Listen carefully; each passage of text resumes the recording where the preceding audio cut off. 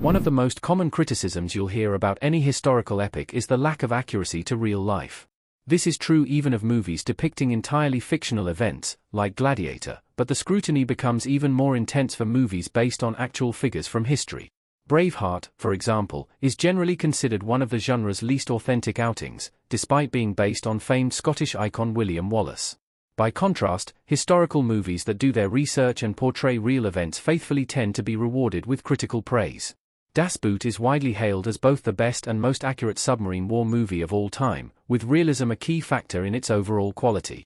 A degree of creative license is expected in any adaptation, of course, but as a broad Hollywood rule, sticking to the source is key. It is, however, possible to go too far. 2004's Alexander, the historical epic that was more historical than epic. Alexander had everything it needed to succeed: a stacked cast filled with talent, the creative vision of Oliver Stone, and the fascinating life of Alexander the Great to draw upon. Despite these enviable ingredients, Alexander would become one of the 2000s most infamous cinematic disappointments, flopping at the box office and facing an even harder time with critics. On Rotten Tomatoes, Alexander currently stands at 15% on the tomato meter and 35% on the audience scale. Glancing at Alexander's failure, one might be tempted to assume that Stone's film made the same mistake as countless other historical movies before it by cannibalizing the real Alexander the Great's history. Indeed, the opposite was true. Alexander became so entrenched in recounting the known exploits of its subject, it came across more as a dry textbook chapter than a piece of cinematic entertainment. Military history expert Dan Snow, via HistoryHit, spoke on Alexander's accuracy versus entertainment struggle. Snow praised the movie's largely faithful Battle of Gaugamela, pointing toward the weapons, tactics, and environment.